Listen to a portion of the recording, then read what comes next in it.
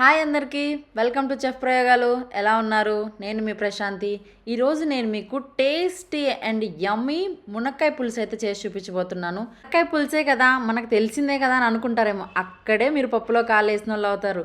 మన ఛానల్లో ఏదైనా సంథింగ్ స్పెషల్ ఉంటుంది కాబట్టి ఇంకెందుకు ఆలస్యం, ప్రాసెస్లోకి వెళ్ళిపోయి చూసేద్దామా. మునక్కాయ టమాటా కర్రీ కోసం ఇలా నాన్ స్టిక్ కడాయి అయితే ఒకటి పెట్టేశాను.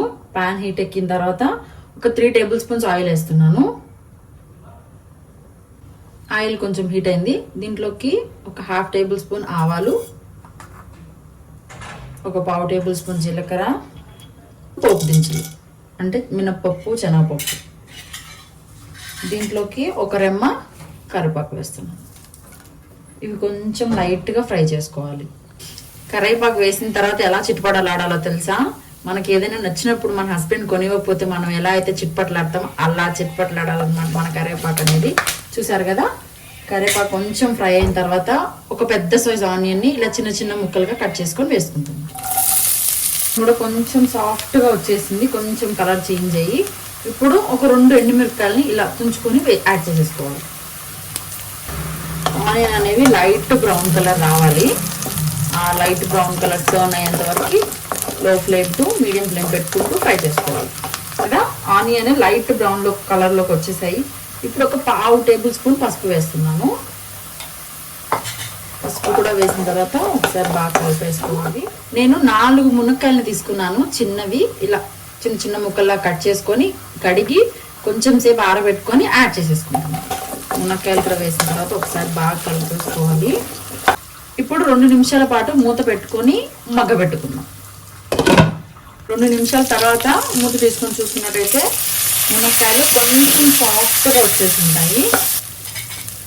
ఒక 4 మీడియం సైజ్ టమాటోస్ని ఇలా క్యూబ్స్ లా కట్ చేసుకున్నాను. వాటిని యాడ్ చేసేసుకున్నాను. 1 స్పూన్ సాల్ట్ వేసుకున్నాను. టమాటో వేసిన తర్వాత సాల్ట్ వేసినట్టు కనుక అయితే టమాటోలు తొందరగా స్మాష్ అయిపోతాయి. ఇది బెస్ట్ టిప్ అని చూసారు కదా. అన్నీ ఒకసారి కలిపేసుకొని ఇప్పుడు మూత పెట్టుకొని మళ్ళీ ఒక 2 మినిట్స్ పాటు మూత పెట్టేసి మగ్గనివ్వాలి. మధ్యలో కలుపుతూ ఉండండి. ఒక 2 మినిట్స్ తర్వాత మనం చూసుకున్నట్టయితే వాటర్ చూసారా ఎంత బాగా వచ్చేసాయో. టమాటాలు అనేది గుజ్జుగా అయిపోయాయి.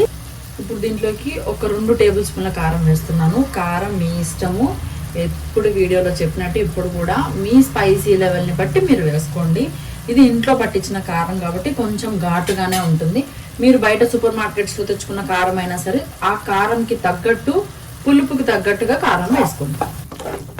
ఏమైనా కారం రారాజు. చూసారా, కారం వెయ్యంగానే కలర్ మొత్తం మారిపోయింది. నేను ముందుగానే ఒక చిన్న నిమ్మకాయ సైజ్ అంత చింతపండు నానబెట్టేసుకున్నాను. దీన్ని పిసికి దీన్ని ప్యూరీ అనేది కర్రీలో వేసుకుందాం.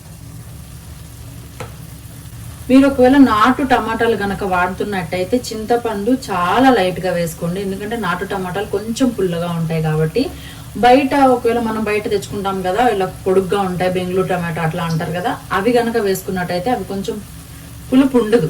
సో మనం చింతపండు కొంచెం ఎక్కువ వేసుకోవాల్సి వస్తుంది. నేనైతే నాటు టమాటాలే వాడాను కాబట్టి నేను కొంచెమే చింతపండు రసాన్ని వేస్తున్నాను. తర్వాత టేస్ట్ చూసుకొని కారము, పులుపు అన్ని సరిపోయిందో లేదో చూసుకున్న తర్వాత మళ్ళీ కావాలంటే కొంచెం యాడ్ చేసుకోవచ్చు. చూడండి, నేను కొంచెమే యాడ్ చేస్తున్నాను. ఒకసారి బాగా కలిపేసుకొని ఇప్పుడు ఈ పులుపు, కారం అన్నీ ఈ మునక్కాయలోకి వెళ్ళేటట్టుగా ఒక 2 నుంచి 3 నిమిషాల వరకు మగ్గనిద్దాం. నేను ఒక 1/2 కప్పు వాటర్ని యాడ్ చేస్తున్నాను. నేను ఒకసారి బాగా కలిపేస్తాను. ఇప్పుడు మనకి ఇది థిక్ గ్రేవీ వచ్చేంత వరకు మనం దీన్ని కుక్ చేసుకోవాలి. చూసారా, నూనెంతా పైకి వచ్చేసి కర్రీ మొత్తం చిక్కగా అయిపోయింది కదా. ఇప్పుడు దీంట్లోకి ఒక 1/2 టేబుల్ స్పూన్ వేయించిన జీలకర్ర పొడి యాడ్ చేస్తున్నాను.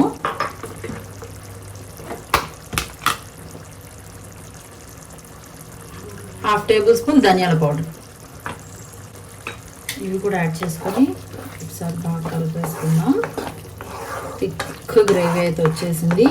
మీరు కావాలి అంటే ఈ స్టేజ్లోనే స్టవ్ ఆఫ్ చేసేసుకోవచ్చు. ఎందుకంటే ఇంకాసేపు చల్లబడిన తర్వాత చిక్కపడిపోతుంది, ఇంకా చాలా గట్టి గ్రేవీ వచ్చేస్తుంది.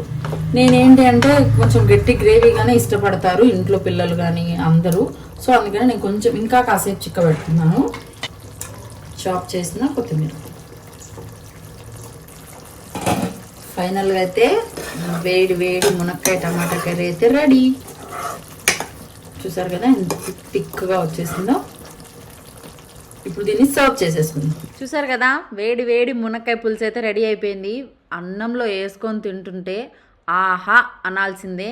మీకు ఈ రెసిపీ కనుక నచ్చినట్టయితే ప్లీజ్ సబ్స్క్రైబ్ చేయండి, లైక్ చేయండి, షేర్ చేయడం మాత్రం అస్సలు మర్చిపోకండి.